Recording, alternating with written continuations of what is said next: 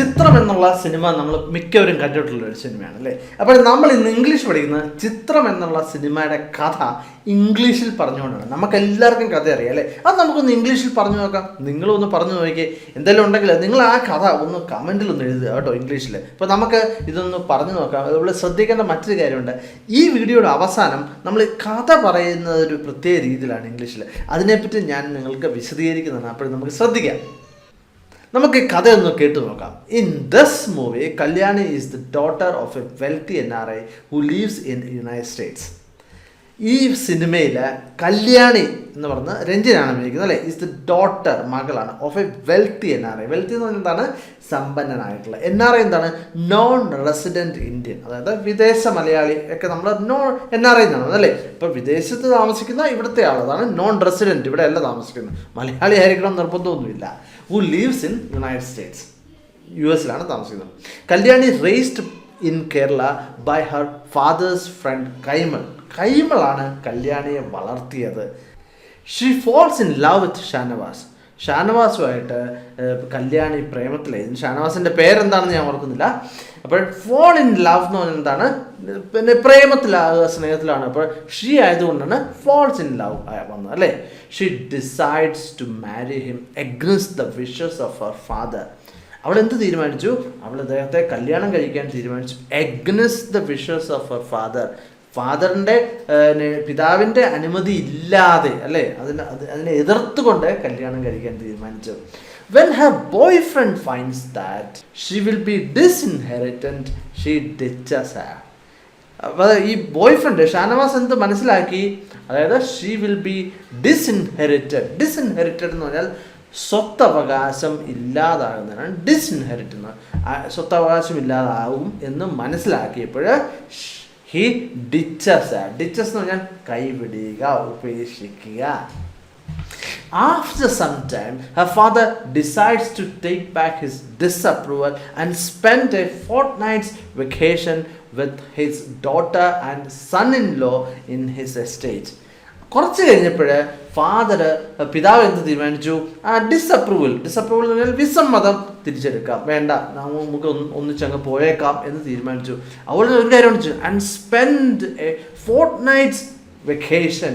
ഒരു ഫോർട്ട്നൈറ്റ് എന്ന് പറഞ്ഞാൽ 14 ദിവസത്തിന് അല്ലെ 2 ആഴ്ചയ്ക്കാണ് ഫോർട്ട്നൈറ്റ് എന്ന് പറഞ്ഞത്. ഒരു ഫോർട്ട്നൈറ്റ് വെക്കേഷൻ ആരുടെ കൂടെ ഒരു അവധിക്കാലം ചെലവഴിക്കുക എന്ന് തീരുമാനിച്ചു. ആരുടെ കൂടെയാണ്? ഡോട്ടർ, കല്യാണിയുടെ.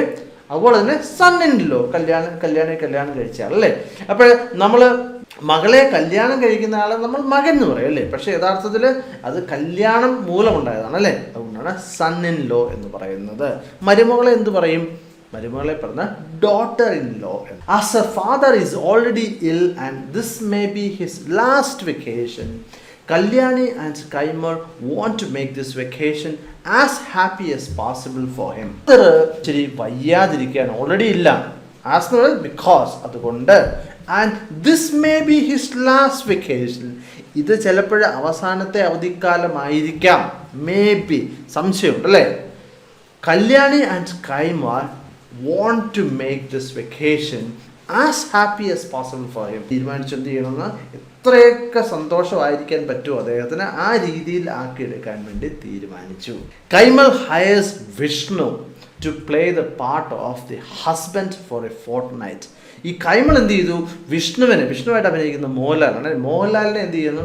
To play the part of husband, എന്ന് ഈ ഹസ്ബൻഡായിട്ട് അഭിനയിക്കാൻ വേണ്ടി എത്ര നാളത്തേക്ക്? 2 ആഴ്ചത്തേക്ക് അഭിനയിക്കാൻ വേണ്ടി ഹയർ ചെയ്തു. ഹയർ ചെയ്തെന്ന് പറഞ്ഞാൽ വാടകയ്ക്ക് എടുക്കാന്നല്ലേ. Kalyani's cousin Bhaskaran Nambiar is the caretaker of the estate. ഈ കല്യാണിയുടെ കസിൻ ആണ് ആര്? ശ്രീനിവാസനാണ് അഭിനയിക്കുന്നത് അല്ലേ. അദ്ദേഹമാണ് ഈ എസ്റ്റേറ്റ് നോക്കി നടത്തുന്നത്, അദ്ദേഹമാണ്. He expects to inherit the Menon's property. എന്താണ് അദ്ദേഹം ഓർത്തത്?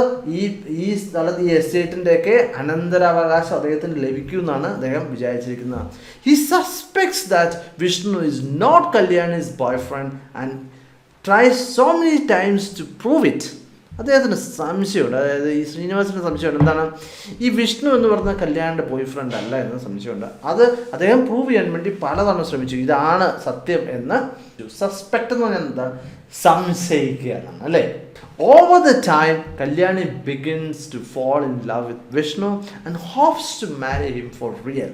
കുറച്ച് കഴിഞ്ഞപ്പോൾ കല്യാണിക്ക് ഈ വിഷ്ണുവിനോട് സ്നേഹമായി. Hopes to marry him for real, അദ്ദേഹത്തെ യഥാർത്ഥത്തിൽ കല്യാണം കഴിച്ചാലോ എന്ന് പ്രതീക്ഷിച്ചു. After a couple of days they have visitor. കുറച്ച് കഴിഞ്ഞപ്പോൾ ഒരു വിസിറ്റർ വന്നു, അവരുടെ വീട്ടിലേക്ക് ഒരു അതിഥി വന്നു. ആരാണ് ആ അതിഥി? നമുക്കറിയാം, MG സോമനാണ് അല്ലേ അതിനകത്ത് ഈ അതിഥിയായിട്ട് വരുന്നത്. Soman claims that he is the relative of Vishnu. Soman പറഞ്ഞെന്താണ്, ക്ലെയിം ചെയ്യാന്ന് പറയുക അല്ലേ, അല്ലെങ്കിൽ അവകാശപ്പെടുക. എന്താണ്, he is the relative of Vishnu, വിഷ്ണുവിൻ്റെ ഒരു ബന്ധുവാണെന്നാണ് പറഞ്ഞത്. Vishnu finally reveals the truth about his past to Kalyani. Vishnu എന്ത് ചെയ്തു, അവസാനം റിവീൽ ചെയ്യാന്ന് പറഞ്ഞാൽ രഹസ്യം വെളിപ്പെടുത്തുന്നതാണ്. റിവീൽ ചെയ്യുക എന്ന് പറഞ്ഞാൽ അല്ലെങ്കിൽ വെളിപ്പെടുത്തുക എന്ന് നമ്മൾ പറയാം അല്ലേ. Reveals the truth about his past, സത്യം, അദ്ദേഹത്തിൻ്റെ പഴയ കാലത്തെ പറ്റിയുള്ള സത്യം കല്യാണിയോട് പറഞ്ഞു. Vishnu is an escaped convict from the jail who is sentenced to be executed. Vishnu ഒരു കൺവിക്റ്റ് എന്ന് പറഞ്ഞാൽ കുറ്റവാളിയാണ്, രക്ഷപ്പെട്ട ഒരു കുറ്റവാളിയാണ് ജയിലിൽ നിന്നും. അതുപോലെ തന്നെ വേറൊരു പ്രത്യേകത, who is sentenced to be executed എന്ന് പറഞ്ഞാൽ എന്താണ്, തൂക്കിക്കൊല്ലാൻ വേണ്ടി വിധിക്കപ്പെട്ടയാളാണ്. ഇവിടെ ശ്രദ്ധിക്കുക, അവിടെ പാസീവ് വോയിസ് ആണ് പറഞ്ഞത് അല്ലേ, who is sentenced to be executed എന്നാണ് അല്ലേ. പാസീവ് വോയിസിനെ പറ്റി നമ്മൾ വളരെ വിശദമായിട്ടുള്ള ഒരു 2 ചാപ്റ്റർ നമ്മൾ ചെയ്താണ്. തീർച്ചയായിട്ടും പുറകിലേക്ക് പോയി നിങ്ങളത് കാണണം. And it turns out the visitor is the prison warden. അപ്പോൾ ആ വിസിറ്റർ MG സോമൻ ആരാണ്, യഥാർത്ഥത്തിൽ ജയിൽ വാർഡനാണ് അല്ലേ. പ്രിസൺ, ജയിൽ എല്ലാം ഒന്നാണ് അല്ലേ, jail വാർഡനാണ്. Vishnu was a freelance photographer and he was married to a woman named Revati. Vishnu എന്താണ്, ഈ ഫ്രീലാൻസ് ഫോട്ടോഗ്രാഫ്. ഫ്രീലാൻസ് എന്ന് പറഞ്ഞാൽ കരാർ അടിസ്ഥാനത്തിൽ ചെയ്യുന്നവർക്കാണ് ഫ്രീലാൻസർ എന്ന് പറയുന്നത് അല്ലേ. അപ്പോൾ ഒരു ഫ്രീലാൻസ് ഫോട്ടോഗ്രാഫർ ആയിരുന്നു. And he was married to woman named Revathi. Revathi എന്ന് പറഞ്ഞ ഒരു സ്ത്രീയുമായിട്ട് കല്യാണം കഴിച്ചായിരുന്നു. ഇപ്പോൾ രേവതിയായിട്ട് അഭിനയിക്കുന്ന ലിസിയാണ് അല്ലേ. They also had A child, അവർക്കൊരു കുട്ടിയുണ്ടായിരുന്നു. After some time, Vishnu discovers that a man was visiting his wife when he was not around and he begins to suspect her fidelity. കുറച്ച് കഴിഞ്ഞപ്പോൾ വിഷ്ണു കണ്ടുപിടിച്ചു, ഡിസ്കവർ ചെയ്തതിനെ കണ്ടുപിടിക്കണം അല്ലേ. അപ്പോൾ ഉള്ളതിനെ കണ്ടുപിടിക്കുന്നതാണ് ഡിസ്കവർ എന്ന് പറയുന്നത്, ഇല്ലാത്തതിനെ കണ്ടുപിടിക്കുന്നതാണ് ഇൻവെന്റ് എന്ന് പറയുന്നത്. ഓക്കെ, നമുക്കറിയാവുന്ന കാര്യമാണ് അതല്ലേ. കണ്ടുപിടിച്ചു, എന്താണ് കണ്ടുപിടിച്ച്, a man was visiting his wife, ഒരാൾ ഈ ഭാര്യയുടെ അടുത്ത് വരുന്നുണ്ട്. പിന്നെ ഹി വാസ് നോട്ട് അറൗണ്ട്, അതായത് മോഹൻലാൽ ഇല്ലായിരുന്ന സമയത്ത് ഒരാൾ വരുന്നുണ്ട്. And begins to suspect her fidelity. Suspect എന്ന് പറഞ്ഞാൽ സംശയിക്കുക എന്നുള്ളതാണ് അല്ലേ. ഹർ ഫിഡിലിറ്റി, എന്താണ് ഫിഡിലിറ്റി എന്ന് പറഞ്ഞാൽ ചാരിത്രത്തിനാണ് ഫിഡിലിറ്റി എന്ന് പറയുന്നത്. One day he finds the man there and tries to attack him and Lizzy dies in the scuffle that follows.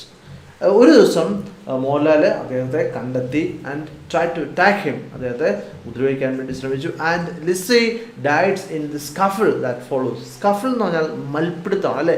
മൽപ്പിടുത്തത്തിനിടയ്ക്ക് Lissy കൊല്ലപ്പെട്ടു. ലിസിയായിട്ട് ഉള്ള കഥാപാത്രം അല്ലേ. Vishnu discovers that the man is her brother who is A Naxalite.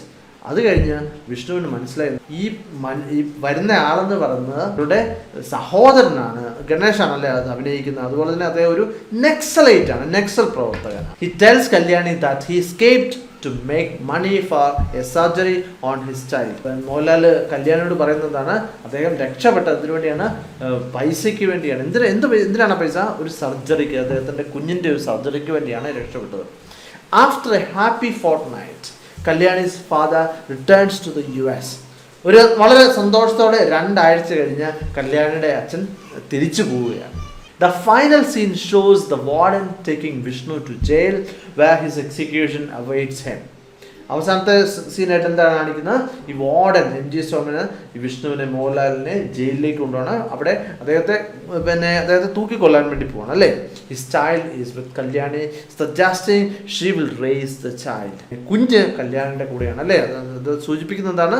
Kalyani ആ കുഞ്ഞിനെ വളർത്തിക്കോളും എന്നാണ് സൂചിപ്പിക്കുന്നത്.